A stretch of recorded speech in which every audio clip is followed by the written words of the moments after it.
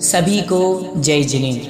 परम पूज्य आचार्य भगवंत शिवकोटि महाराज द्वारा विरचित मृत्यु पर लिखा गया सबसे प्राचीन ग्रंथ जिसमें संलेखना का वर्णन है, ऐसा परम पूजनीय परम आराध्य श्री भगवती आराधना ग्रंथादिराज का स्वाध्याय भव्योदय चैनल के ऊपर निरंतर चल रहा है। निरंतर जैनागम की गतिविधि से जुड़ने, जैनागम के शास्त्रों का विवेचन एवं जैन धर्म के बारे में जानने के लिए भव्योदय चैनल को सब्सक्राइब करें, लाइक करें, शेयर करें। आइए प्रारंभ करते हैं। मंगलम भगवान वीरो मंगलम गौतमो गणी मंगलम कुंद कुंदाद्यो जैन धर्मोस्तु मंगलम सर्वमंगलमांगल्यं सर्वकल्याणकारिकं प्रधानं सर्वधर्माणां जैनं जयतु शासनं जैनं जयतु शासनं जैनं जयतु शासनं सिद्धे जयपसिद्धे चौविहाराणाफलं पत्ते वंदिता अर्हन्ते वोचम आराहणाम। जय बोली देवादिदेव एक ऋषि बड़े बाबा आदिनाथ भगवान की। परम पूज्य संत शिरोमणि आचार्य भगवंत पूज्य गुरुदेव विद्यासागर जी महाराज की। परम पूज्य मुनि पुंगव सुधा सागर जी महाराज की। कल हमारी चर्चा चल रही थी दर्शन विनय की। विनय की जब चर्चा हुई तो 5 प्रकार विनय के भेद बताए और ज्ञान विनय के 8 भेद बताए थे। फिर दर्शन विनय की चर्चा हुई तो हम पढ़ रहे थे कि दर्शन विनय क्या है।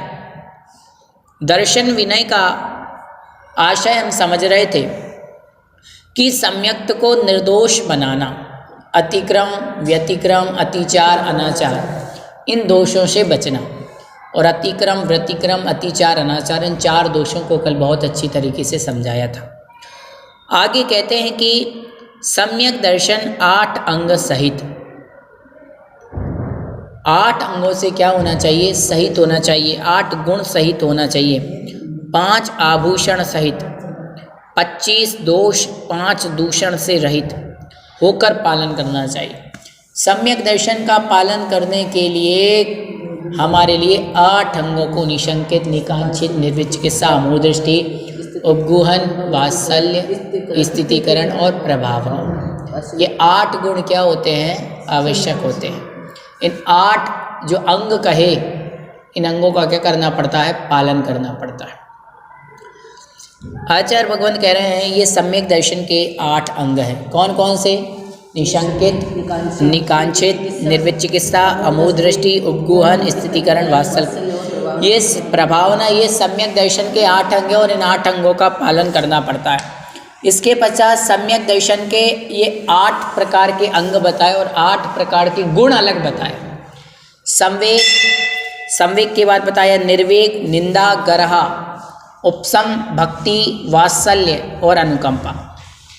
ये गुण बताए हैं सम्यक दर्शन के। इन गुणों को यहाँ पर उपगूहन आदि को भी गुण रूप में स्वीकार किया है। 8 अंग कहो, 8 गुण कहो, ये भी हैं और 8 गुण अलग से बताए। संवेग, निर्वेग, निंदा, गरहा, उपशम, भक्ति, वात्सल्य और अनुकंपा। इसके पश्चात शंका आदि 8 दोष, शंका, कांक्षा, ऐसे दोष बताए। विचिकित्सा, अनुपगूहन, अवात्सल्य, अपरावना, 8 अंग के उल्टे मतलब विपरीत, तो 8 दोष हो गए। और 8 मत, ज्ञान का मत, पूजा का मत, कुल, जाति, बल, रिद्धि, तप और शरीर, 8 प्रकार का मद, मद अर्थात होता है घमंड। 6 अनायतन, कुगुरु, कुदेव, कुशास और 3 उनके मानने वाले। नहीं, ये तो ज्ञान है। कुगुरु, कुगुरु, कुशास और कुदेव और 3 इनके मानने वाले, तो 6 हो गए। और इसके पश्चात कहा ज्ञान है क्या? हाँ, ये ज्ञान है। फिर कहा 3 मूढ़ता, देव मूर्ता, लोक मूर्ता, गुरु मूर्ता है। तो ये 25 प्रकार के दोष होते हैं किसके? सम्यक दर्शन। तो कहा फिर शंका, कांक्षा, विचिकित्सा, अन्य दृष्टि, प्रशंसा, अन्य दृष्टि, संस्तव, ये सम्यक दर्शन के 5 अतिचार हैं। आचार्य भगवंत कुमार स्वामी महाराज ने तत्वार्थ सूत्र में बताया ये 5 अतिचार। तो इन अतिचारों से भी बचना चाहिए। और विनय, भक्ति, मैत्री, प्रमोद, माध्यस्थ आदि सम्यक के भूषण, भूषण मतलब आभूषण। सम्यक दृष्टि जीव है तो विनय होना चाहिए, भक्ति होना चाहिए, मैत्री भाव होना चाहिए, प्रमोद, माध्यस्थ, ये सब भाव होना चाहिए।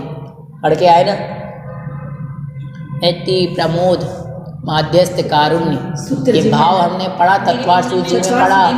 और सामायिक पाठ आता है उसमें भी पढ़ा, प्रश्नोत्तर रत्न मालिका जो कि संस्कृत में है। सत्वेषु मैत्रीम मुनिषु प्रबोधम, क्लिष्टेषु जीवेषु कृपा परत्वम, मेरा आत्म सब जीवों पर करुणा भाव धरे, इसमें भी पढ़ा। प्रेम भाव हो सब जीवों का, इसमें भी पढ़ा। और इसके विपरीत दूषण होते, विनय का विनय, मैत्री का मैत्री, ऐसे। तो अब हम इनको एक एक करके समझते हैं।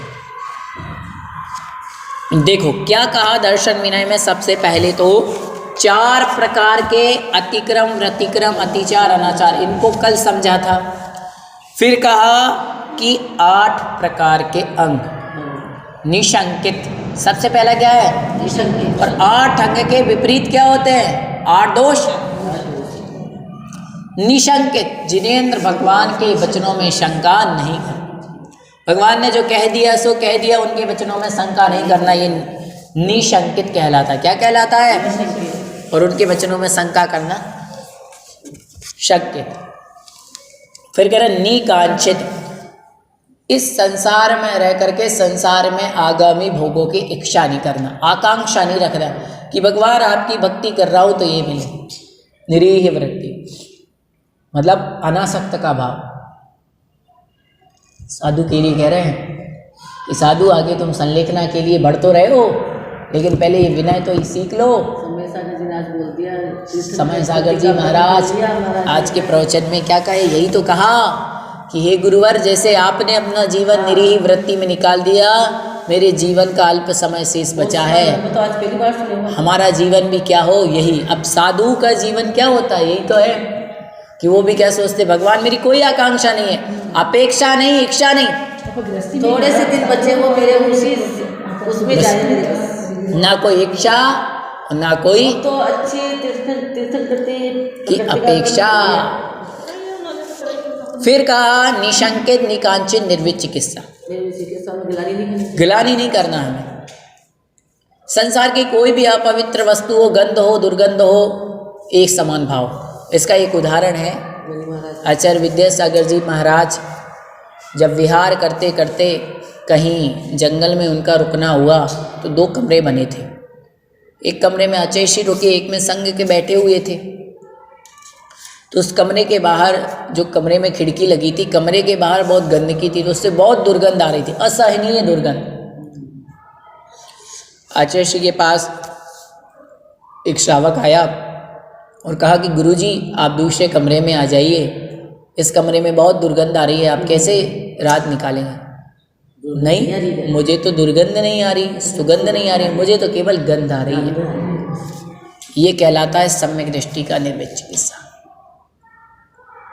सुगंध में, दुर्गंध में, फूल में, फूल की खुशबू हो चाहे मल की बदबू, सब में एक समान भाव। समझ गए? ये क्या कहलाता है? निर्वित चिकित्सा। निर्वित चिकित्सा के बाद क्या आता है? अमूढ़ दृष्टि। तत्व कुतत्व पहचाने, तत्व और खोटे तत्वों में पहचान होना चाहिए। इसमें रेवती रानी है ना, पूज्यवर हमारे आचार्य भगवंत विद्यासागर जी महाराज,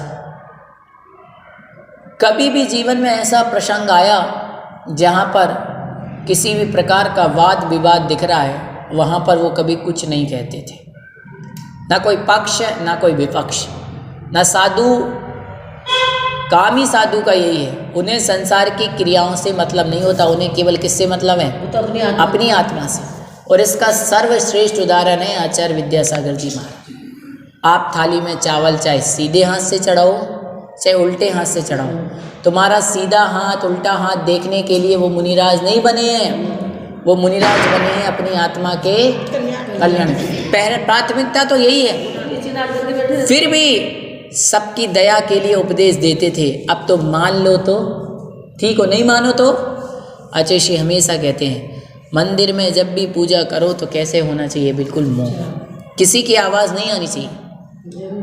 मंदिर में बिल्कुल मौन का वातावरण होना चाहिए। बात करने का तो बहुत पाप लगता है। बताओ, मंदिर में बैठ करके कोई बातें करे, मंदिर में बैठ करके जोर जोर से पूजा करे, अकेले हो तो बात अलग है। वो तो पूजा आप पाठ कर रहे हो, आपका ध्यान तो ये है कि कौन क्या कर रहा है। तो वही कहते हैं आचार्य श्री हमेशा यही कहते हैं कि मंदिर में कैसा वातावरण होना चाहिए, शांत। तो वही यहाँ पर कहते हैं कि अमूढ़ दृष्टि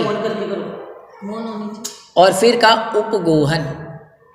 हम में से किसी से गलती हो जाए तो अपने साधर्मियों के अवगुणों को छुपाना, दूसरे के अवगुणों को छुपाना और गुणों को बताना। आचार्य श्री हमेशा सबकी अच्छाइयों को हमेशा बताते रहे और कभी किसी के अवगुणों को उन्होंने प्रकट नहीं किया। तो उसने चोरी कर ली थी बस इतने, तो उसके सब आए। फिर अवगुणों को जब आ जाए तो क्या किया जाता है, स्थितिकरण। कोई गलत पथ पे चल जाए तो उसको संबोधो। आज देखो आचार्य विद्यासागर जी महाराज ने लाखों करोड़ों लोगों का स्थितिकरण किया। कितने लोगों को धर्म, आज जो 400 का ये संघ है साधु साध्वियों का, इन्हें धर्म पथ पर ले आए।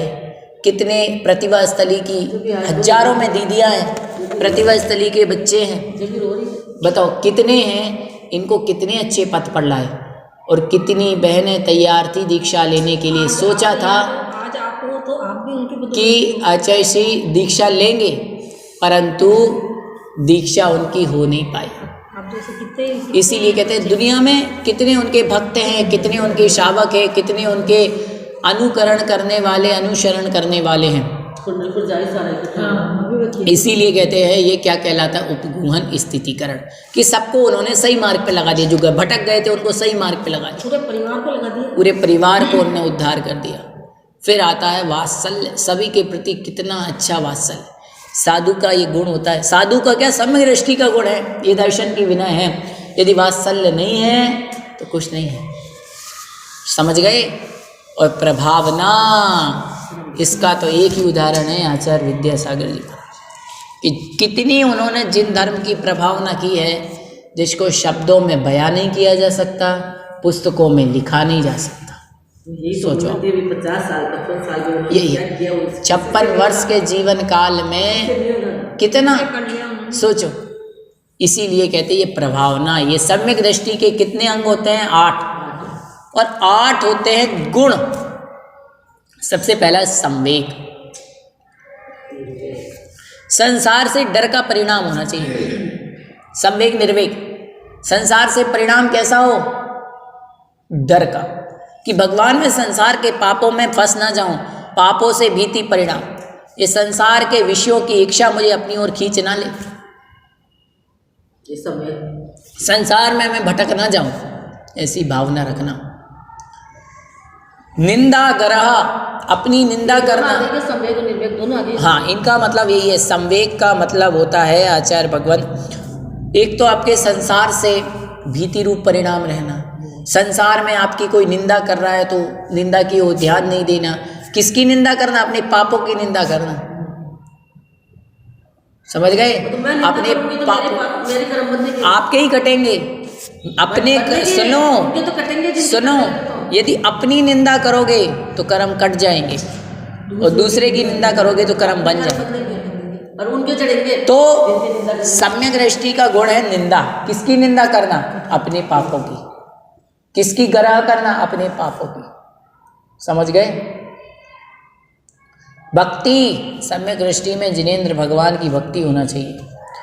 वात्सल्य, अनुकंपा, ये सब गुण होना चाहिए। फिर कहा ये 8 गुण बताए आचार्य भगवंत सम्यक दृष्टि के लिए, और भी कहते संवेग, अनुकंपा, आस्तिक्य, इन बातों को भी आचार्य भगवंत ने विशेष गौर किया। संसार के समस्त जीवों के ऊपर अनुकंपा, दया का भाव होना चाहिए। यदि दया नहीं है तो सम्यक दृष्टि कैसे है? ये 3 किसके हैं? अनुकंपा, ये भी सम्यक दृष्टि के ही गुण हैं। सम्यक दृष्टि के गुण होते हैं, समझ गए? फिर कह रहे और क्या है सम्यक दृष्टि के गुण? तो कहा सम्यक दृष्टि जीव के लिए, सम्यक दृष्टि के आभूषण है विनय। उसमें विनय होनी चाहिए, भक्ति होनी चाहिए, मैत्री संपूर्ण संसार के एक साथ जीवों के प्रति मैत्री का भाव होना चाहिए, एक सा व्यवहार। जो हमसे बड़े हैं उनके प्रति मान सम्मान का भाव, प्रमोद का भाव। और जिनसे हमारा बैर हो सकता है या जिनसे हमारी बनती नहीं है तो उनसे लड़ाई झगड़ा नहीं करना, उनसे माध्यस्थ भाव रखना। समझ गए? जो धर्म विरोधी हैं उनसे क्या करेंगे? लड़ेंगे थोड़ी। कौन सा भाव रखेंगे? माध्यस्थ। ना भैया तुम आई ना हम आई, आप अपने पथ पर चलो, हमें तो अपना ही देखना है। देखो ये बात कहना बहुत सरल है कि साधु को किसी से मतलब नहीं होता है, केवल अपने अंतर्मुखी होता है। ये हम कह आसानी से देते हैं, लेकिन अंतर्मुखी होना, संसार से बिल्कुल भी मोह ना रखना, संपूर्ण राग द्वेष का त्याग कर देना, ये कठिन नहीं, बहुत कठिन है, बहुत कठिन। वो छोड़ता नहीं है, उस पद को प्राप्त करना बहुत कठिन। आपको बताओ एक बात, जिसके साथ अपन 5 दिन रह लेते हैं उससे हमारे लिए मोह हो जाता है। जो पौधा आपने लगाया वो पौधा 10, 25, 50 दिन, महीने, 2 महीने लगा, आपकी बालकनी में टूट जाए, बंदर तोड़ जाए तो आपको उससे मोह हो जाता है। जो बच्चा किसी माता के गर्भ में आया और अभी जन्मा नहीं है और जन्म होने के पूर्व ही यदि उसका मरण हो जाए तब भी बहुत दुख होता है, होता है या नहीं? फिर भी जिस संघ को 50-55 वर्षों से पूज्य गुरु महाराज उनको अपने पुत्रों की भांति शिक्षित दीक्षित करते आए हैं, उन संघ से पल भर में ही संपूर्ण प्रकार के नेह संबंध तोड़ देना। भाई तो संपूर्ण नेह क्या कर देना? तोड़ करके सिर्फ अपनी आत्मस्थ, अपनी आत्मा में लीन हो जाना। यही क्या है? जुड़े हुए नहीं थे तो भी इतना मोह। यही है। हाँ, अपन तो रागी हैं, अपनी चर्चा नहीं चल रही है। सुनो, अपन तो रागी हैं, अपन तो राग करेंगे। मुनि की चर्चा चल रही है कि कैसे निर्मोही संत बने, वो कितना कठिन होता है। नहीं तो एक बार तो मन में आता है, देखो अब तुम लोग ध्यान रखना, ऐसे कहते हैं कई मुनिराज, अब तुम संघ का ध्यान रखना, अच्छी चर्या का पालन करना। पर से मतलब ही नहीं है। उनने पर का उपकार करना भी क्या कर दिया? तो जा रहा हूँ सिर्फ अपनी आत्मा को। और मालूम आपको, अंतिम दिन का जो वीडियो आपने देखा हो, 14 तारीख को पूज्य गुरु महाराज दर्शन देने आए, 13 तारीख को सबको खड़े होके दिए थे, 14 तारीख को कुर्सी पे बैठे थे और हाथों में पिच्छी थी, किसी को नहीं देखा उन्होंने। सिर्फ संसार के सभी प्राणियों से हम पढ़ रहे थे। जब आगे पढ़ेंगे, अभी हमारे ये 4था 5वां बिंदु चल रहा है, 40 सूत्र पदों में कि क्षमा ग्रहण संलेखना के पूरे संसार से क्या ली जाती है कि भगवान मैंने मन से वचन से किसी का दिल दुखाया हो तो सभी जीव मुझे क्षमा करें, और सबको मैं क्या करता हूँ? क्षमा करता हूँ। तो पीछे लगे वो क्षमा ही कर, बस इसीलिए एक बात हमेशा याद रखना, सरल नहीं है, बहुत कठिन है।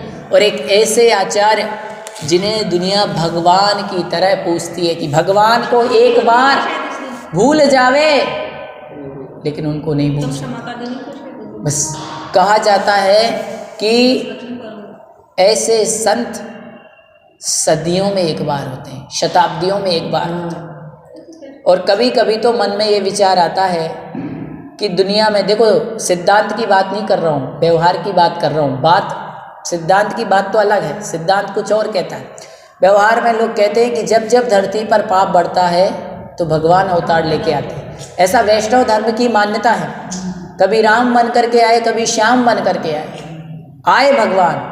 वैसे ही कभी कभी ऐसा लगता है कि भगवान धरती पर आए और धर्म बताया, विद्यासागर का रूप लेकर के आए, धरती पर लोगों को धर्म करना, धर्म में जीना सिखाया, और सैकड़ों चलते फिरते मुनि महाराज संतों के समान, तीर्थंकरों के समान बना करके जब उनका काम हो गया, सारे कार्य अपने संपूर्ण करके अपने लोक, अपनी जगह वापस लौट गए। ऐसा मन में देखने को आता है। अन्य धर्म के संप्रदाय के लोग यही कहते हैं कि आचार्य विद्यासागर जी महाराज तो क्या है, कोई भगवान की ही आत्मा है। लेकिन हम जैन धर्म है और धर्म हमारा कहता है कि एक ये भव्य आत्मा है जो निकट भव्य हैं, आगामी भवों में क्या होने वाले हैं, ये सिद्धत्व को प्राप्त करने वाले हैं, भगवान बनने वाले हैं। तो जो जीव निकट भव्यता को लेकर के हमारे पास आया, हमारे साथ रहा, जिसे हमने अति निकटता से देखा, जिसकी चरित्र के बारे में हमें मालूम, जिसके गुणों के बारे में हमें मालूम। याद रखना, जैन धर्म का सिद्धांत यह कहता है कि गुरु के चरण छूना महत्वपूर्ण नहीं है, गुरु का आचरण छूना अधिक महत्वपूर्ण है। आज हम ये दुख मनाते हैं कि हमारे बीच में गुरु महाराज नहीं है। प्रत्यक्ष उनकी जो देह रूप में वो विराजमान थे वो हमारे सामने नहीं है, लेकिन जो उन्होंने विचार और ये स्थापित किए थे वो इसलिए तो नहीं किए थे, उन्होंने ये तो नहीं सोचा था कि मेरे जाने के बाद मेरे भक्त सब भूल जाएं, मेरे जाने के बाद सब धर्म को भुला बैठे। नहीं, उन्होंने ये सोच करके हमें धर्म की शिक्षा दी थी कि पुत्रों, आज वो अपने पिता कहो, माता कहो, त्वमेव माता च पिता त्वमेव, गुरु ही सब कुछ होते हैं। चाहे भगवान के रूप में पूजो, चाहे माता पिता के रूप में पूजो, जिसके भी रूप में पूजना है पूजो। तो उन्होंने हमें जो पथ बतलाया है वो इसलिए तो नहीं बतलाया था कि हम उनके जाने के बाद उनके पथ को भूल जाएं। याद रखना, अभी तो पूज्य गुरुदेव की सीमा थी, डोंगर घर में विराजमान रहते तो देख नहीं पाते थे कि सब एक साथ क्या कर रहे हैं, लेकिन ऊपर जा करके सबके ऊपर दृष्टि है। गलत करोगे तो गुरुजी देख रहे, इसलिए सावधान हो जाना यदि अपने आप को गुरुजी का भक्त कहते हैं तो। इसलिए बात यही है और कुछ नहीं है। संत साधु इनका मतलब ही यही है। संत मतलब रत्नत्रय, रत्नत्रय की प्रतिमूर्ति कौन होते हैं? संत होते हैं। तो वही कह रहे हैं, भक्ति, विनय, मैत्री, प्रमोद, ये सब गुण किसके हैं? संत के। उसके अंदर, संत के अंदर ये गुण होना चाहिए। ये आचार्य शिवकोटि महाराज कह रहे हैं कि दर्शन विनय तभी होगी जब सम्यक दर्शन के 8 गुणों से सहित होगा, 8 अंगों से सहित होगा, 25 दोषों से रहित होगे, और विनय, भक्ति, मैत्री, प्रमोद, माध्यस्थ, इन सब भावों से सहित होंगे, तब जाकर के वो सम्यक दर्शन धारी दर्शन की विनय कर पाएंगे। नहीं तो दर्शन की विनय में क्या लगेंगे? तो अतिचारों से बचना होगा, शंका नहीं करना, आकांक्षा नहीं करना है, किसी अन्य कुदेवी देवताओं की मन से भी प्रशंसा नहीं करना, वचनों से भी प्रशंसा नहीं करना। ये पूज्य आचार्य विद्यासागर जी महाराज की बात थी। आचार्य श्री ऐसी महान विभूति है कि एक शब्द कहते थे, लोग उसमें ही क्या हो जाते थे? प्रसन्न हो जाते थे। आचार्य श्री ने एक छोटा सा सूत्र दिया, इंडिया नहीं भारत बोलो, लेकिन इसका अर्थ बहुत गहरा है। इसका अर्थ ये कहता है कि भारत की पुरानी संस्कृति, सोने की चिड़िया, उस भारत को लौटा लो जो गाय भैंसों का देश हुआ करता था, जहाँ दूध की धारा बहती थी, उस देश को वापस लौटा लो। जहाँ बच्चे सुबह उठ करके दूध, माखन और दही खाया करते थे, उस परंपरा को लौटाना है। आज सुबह उठ करके ब्रेड, पाव भाजी, चाय और मैगी नूडल्स खाते हैं। ये इंडिया की कल्चर है, इसीलिए तो दवाई भी लेते हैं। भारत का कल्चर क्या है? इंडिया की कमी है, बात तो चीन की है बस। हाँ, तो वही तो मैं कह रहा हूँ, ये विदेशों की संस्कृति किस में आ गई? इंडिया में आ गई।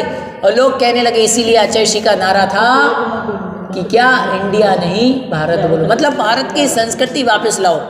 गायों का संरक्षण, पूज्य गुरुदेव ने एक गाय की पीड़ा देख करके उनके मन में विकल्प आया कि भगवान, आज सैकड़ों गाय गौशाला में, बूचड़ खानों में गायें कट रही हैं, उनके लिए सैकड़ों हजारों गौशालाएं खुलवाई।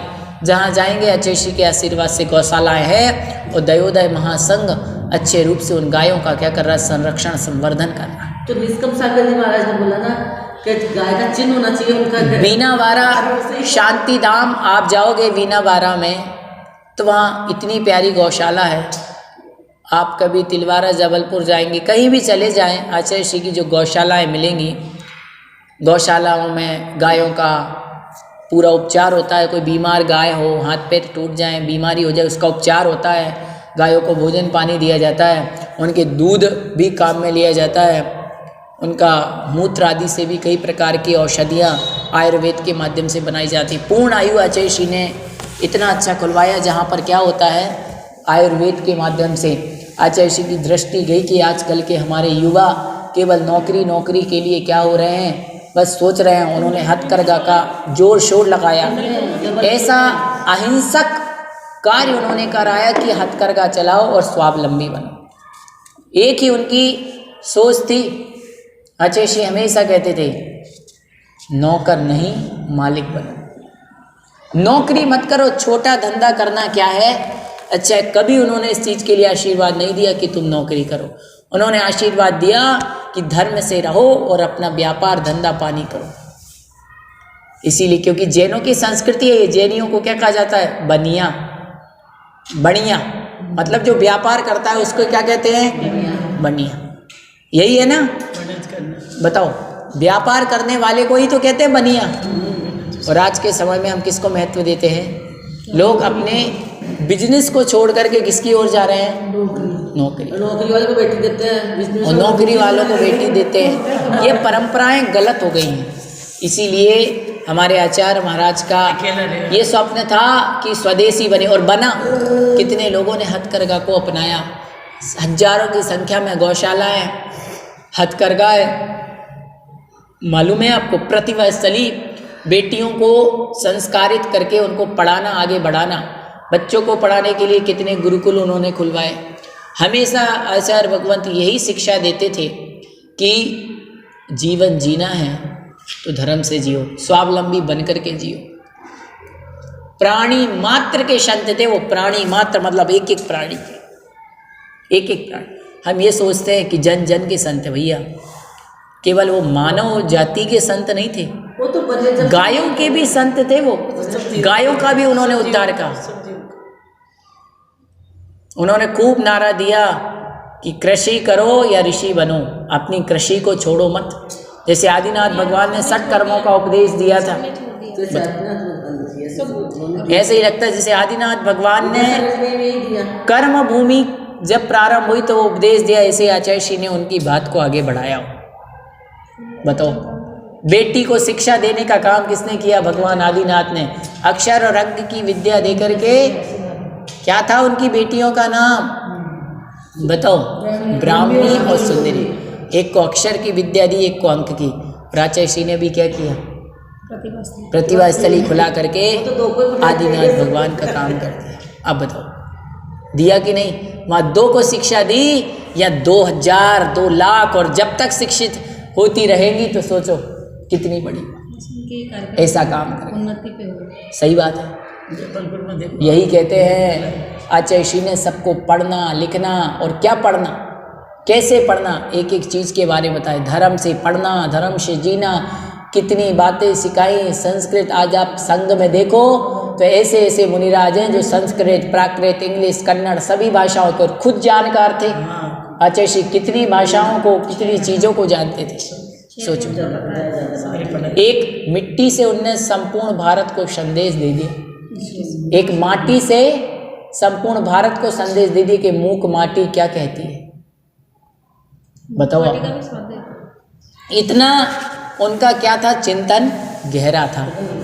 इसलिए हमेशा याद रखना, जिनका चिंतन ही समय सार था, जिनका जीवन ही मूलाचार था, ऐसे थे आचार्य श्री, जिनकी हर एक चर्या में मूलाचार दिखाई पड़ता था, जिनके चिंतन में समय सार झलकता था। ऐसे होती है मुनियों की वृत्ति। इसीलिए श्रवण परंपरा का वर्तमान के समय में सर्वश्रेष्ठ यदि उदाहरण कोई है, कोई कहे कि मुनि बनूं तो कैसा बनूं, विद्यासागर जैसा बनूं। एक बात सुन लो, एक बात, कोई ये कहे कि गुरु भक्ति हो तो किसके जैसी हो, विद्यासागर जी। क्या काम नहीं किया? यदि माँ का बेटा हो, माँ का पुत्र हो, तो वो भी किसकी तरह हो, विद्याधर की तरह। माँ यही चाहती है कि नहीं?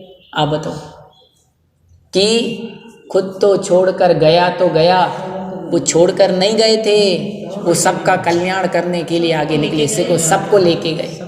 हम ये कहते हैं माता पिता को छोड़ करके निकल गए, कहाँ निकल गए भैया? माता पिता को छोड़कर नहीं निकले, सबको मोक्ष मार्ग पर ले चले।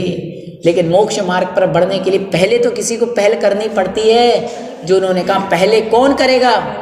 बोले मैं करूँगा, और सब परिवार को क्या बना दिया? मोक्ष मार्गी बना दिया।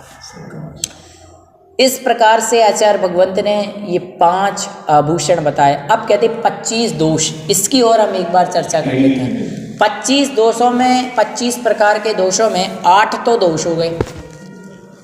शंका मतलब जिनेंद्र भगवान के वचनों में शंका करना, कांक्षा मतलब आगामी भोगों की इच्छा करना, विचिकित्सा अर्थात सुगंध और दुर्गंध में क्या करना?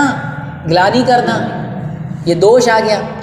निर्विचिकित्सा ये गुण है और विचिकित्सा ये दोष है ना। मूढ़ दृष्टि, तत्व कुतत्व में पहचान नहीं होना, बस खोटे खोटे तत्वों को मानना। और अनुपगुहन, दूसरों के दोष बताना लेकिन उसके गुण छुपाना। और अस्थितिकरण, किसी का स्थितिकरण नहीं करना। अवात्सल्य, अप्रभावना। तो ये 8 क्या हो गए? 8 अंग के विपरीत 8 दोष हो गए कि नहीं? 8 मत, ज्ञान का मत, ज्ञान हो जाए तो घमंड करना, पूजा प्रतिष्ठा का घमंड करना, जाति का मत, कुल का मत, तप करे तो तप का घमंड करना, शरीर रूप आदि का घमंड करना, धन दौलत आदि का घमंड करना। तो 8 प्रकार के मद हो गए। तो 8 और 8 कितने हो गए? 16। कितने हो गए? 16। और फिर कहा 6 अनायतन। 6 अनायतन, 6 अनायतन कौन कौन से? कुदेव, ऐसे देव जो राग आदि दोष से सहित है, स्त्री आदि चिन्ह से पहचाने जाते हैं, जो स्त्री रखते हैं, संसार के भोगों में लीन है, वो कुदेव कहलाते हैं। कुशास्त्र, जिनमें हिंसा आदि का वर्णन है, जिसमें एकांत का वर्णन है, वो कोटे शास्त्र। और कुगुरु, जो पत्थर की नौका के समान है, खुद भी डूबेंगे और जो परिग्रह आदि से सहित है वो गुरु नहीं है। आरंभ सारंभ से सहित है वो गुरु। 3 इनके मानने वाले, कुदेव को मानने वाले, कुगुरु को मानने वाले, कुशास्त्र को, इनकी भी हमें संगति नहीं करना चाहिए। याद रखो, जो कुदेवी देवताओं को मानता है उनसे भी क्या करना चाहिए? क्या करना चाहिए? दूर रहना चाहिए। भैया तुम तुम्हारी, हम हमारी, हमें क्या करना? समझ गए? इसलिए उनसे अपन क्या रहो? दूर ही रहो। तो ये 6 अनायतन, 3 मूर्ता, देव मूर्ता, लोक मूर्ता और गुरु मूर्ता। कई लोग क्या करते हैं? बोले पत्थर से कूद जाओ स्वर्ग मिलेगा। ऐसे नहीं मिलता भैया, पत्थर से कूदने से नहीं मिलता। कोई बोलते पत्थर का टीला बनाओ, ये सब संसार की लोक मूर्ताएं और कुछ नहीं। ये सब क्या है? लोकों की मूर्ता है। याद रखना, कर्मों का क्षय, आप कर्मों का क्षय तभी होगा जब आप क्या रखेंगे? मन में क्षमता परिणाम रखेंगे। और जब तक कर्मों का क्षय नहीं होगा तब तक सुख शांति की प्राप्ति होने वाली नहीं। तो क्यों हम इनको पूजे? कई लोग बालू के ढेर लगाते हैं, पत्थरों का ये बनाते हैं, बस ये धर्म नहीं है। फिर कहा गुरु मूर्ता, खोटे गुरुओं को पूजना। ऐसे गुरु जो खुद भी डूबेंगे और हमें भी डुबाएंगे। जो सग्रंथ अर्थात परिग्रह से सहित है वो गुरु हो सकते हैं क्या? गुरु का लक्षण क्या बताए? विषया सावशाती तो निरारंभो परिग्रह ज्ञान ध्यान तपोरक्तस् तपस्वी सा प्रशस्यते। गुरु वही है जिसके पास एक परमाणु मात्र भी परिग्रह नहीं है, और जिसके पास परिग्रह है वो वास्तविक गुरु नहीं हो सकता। आप कहने के लिए कहते हो गुरु, शिक्षक को भी गुरु कहा जाता है, लेकिन वो वास्तविक गुरु नहीं है। कौन से गुरु की चर्चा चल रही? देव शास्त्र गुरु में जो गुरु का वह गुरु वही है जो वीतरागी है। तो इस प्रकार से ये 25 प्रकार के दोष हुए। इन 25 दोषों से जो रहित होता है वह कौन कहलाता है? सम्यक दृष्टि, और वही दर्शन विनय का अधिकारी होता है। आज हम इतना। जिनवाणी स्तुति। शास्त्र पठन में मेरे द्वारा यदि जो कहीं कहीं प्रमाद से कुछ अर्थ वाक्य पद मात्रा छूट गई। सरस्वती मेरी उस त्रुटि को कृपया क्षमा करें और मुझे कैवल्य धाम में महाविलंब धरें। जय बोलिए आचार्य भगवंत शिव कोटि मुनि महाराज की जय।